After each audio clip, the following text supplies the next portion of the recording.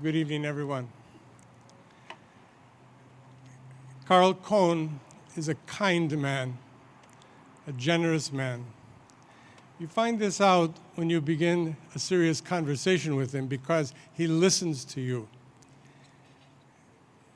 He is interested in what you think. When it comes time for him to speak, he responds with balance and a desire for the truth.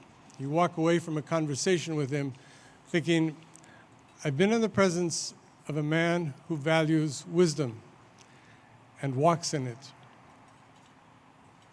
Google research can tell you a lot about his accomplishments and his roles of leadership through the years.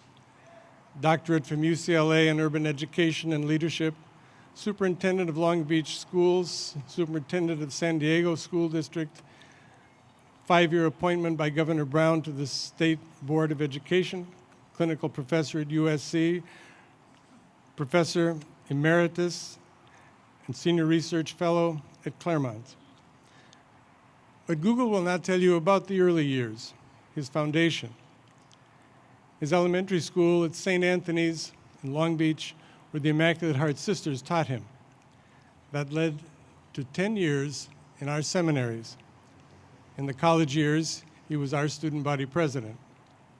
He often says that the moral foundation for his career as an educator came from those years at St. John's. But the bedrock beneath the foundation, his mother, Viola, a single mother, 6 kids, a 2-bedroom bungalow in Long Beach, and somehow managed to send all of her children to Catholic schools. Viola was a committed and courageous woman who shaped her son Carl to be a committed and courageous man. I say committed and courageous because something happens in this kind and generous man when he confronts moral wrongs. The lion comes out in him. Whether it's cruelty towards an immigrant or racial discrimination against a high school youth, he takes up his pen and he writes articles for publication. He raises his voice in opposition. He works to find solutions. His integrity is now nationally recognized. Last year, Cohn was inducted into the American Academy of Arts and Sciences, the most prestigious academic society in United States history, founded in 1780 by the likes of our second president, John Adams. No alum from St. John's has ever been distinguished by that award and induction into that academy. And so,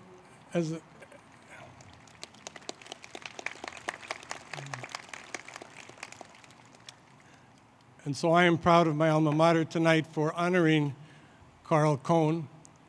And I think it can be said as well that the seminary itself is being honored by placing the name of Cohn on its its alumni plaque at the entrance of its major seminary. I present to you Dr. Cohn.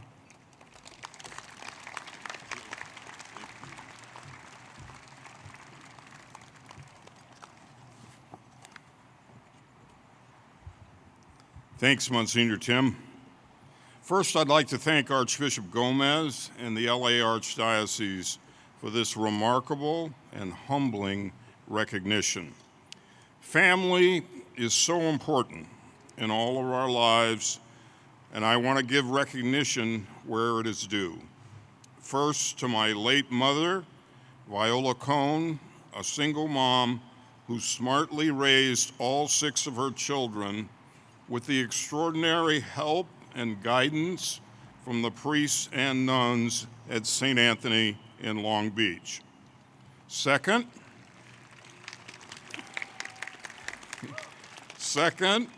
to my wife of 55 years, Kathy Cohn, a gifted school administrator in both K-12 and higher education. She's a Methodist from Kansas, and we were married in 1970 at the Newman Chapel on the USC campus with Father Bill McLean witnessing our vows. Kathy and I were introduced to each other by my seminary classmate, Rick Esparza, who has joined us from Boulder, Colorado this evening. To our children, Tyler and Merrill, and our daughter-in-law, Diana, thank you for your commitment to always making the lives of children better through your hard work and dedication. Our son Tyler is a lawyer with the Head Start program. Our daughter Meryl is the Chief Operating Officer for the Water Safe Swim Schools. And our daughter-in-law Diana is the Vice Principal at Long Beach Wilson High School. To my sisters, Dee Dee and Jeannie, thank you for always being so supportive in encouraging me in my work in public schools. To my brother Peter, who is a distinguished graduate of St. John's Seminary in his own right, thank you for being the stellar champion of civil rights in your chosen career as a lawyer for the oldest civil rights organization in the country, the NAACP.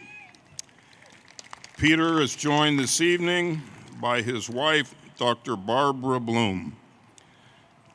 Now in the spirit of full disclosure, my class at St. John's did not produce a huge number of ordained priests. However, in accepting this honor, my class becomes the largest in seminary history with regard to the recognition of distinguished lay graduates of St. John's Seminary. I'm so honored to join the company of the late Mike Clements and Louis Velasquez, who you all know. It's so important to understand the special significance of what it's like to live and be associated with this special band of brothers. My class went on to produce remarkably talented individuals who have been leaders in the church, the military, medicine, business, construction, higher education, K-12 education, psychology, law, and law enforcement. It includes a former president and chancellor of a major university, the head of an emergency room and trauma center in a large city, a chancellor of another California diocese, and an assistant director of the FBI who was responsible for the capture of the infamous Unabomber, all doing extraordinary work in the Lord's vineyard. A few years ago, someone, after hearing my biographical story, said to me, "You were educated first by radical nuns, the Immaculate Heart Sisters, and then by conservative priests, the Vincentian Fathers, and you seem to have turned out all right." Just to set the record straight, the Immaculate Heart nuns that I had at St. Anthony Grammar School were not radical.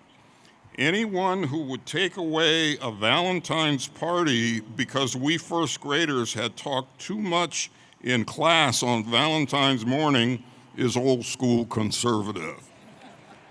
Having said that, I'm forever grateful to Sister Mary Martin, IHM, for teaching me to read in the first grade, cold turkey, no kindergarten. Her skill in making that happen for me has made all the difference in my life in terms of educational success. This school year, the Long Beach School District will be celebrating the 30th anniversary of President Clinton's visit in 1996 to recognize our efforts to establish higher standards in dress, behavior, and achievement for public school students. A few days after the president's visit, someone wrote the following letter to the editor of the Long Beach Press-Telegram. Dear editor, all of this talk about Superintendent Carl Cohn being bold and innovative, I beg to differ. All he's giving us is a 1950s parochial school education, and we could have paid a nun a whole lot less than we're paying him. I would not be here tonight receiving this recognition if it hadn't been for the Archbishop's courage a few years ago in establishing an anti-racism task force to rid the Archdiocese of any vestiges of racism. He brilliantly selected Monsignor Timothy Dyer to lead that effort, and I have been so impressed with his leadership and that of my fellow task force members who are here this evening. Tim was a freshman at St. John's when I was a senior and student body president.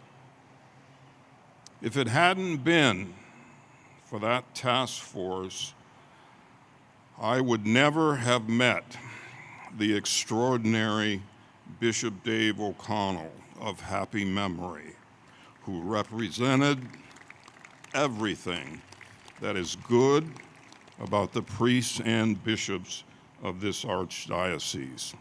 Thank you again for this special honor and recognition. I will be forever grateful.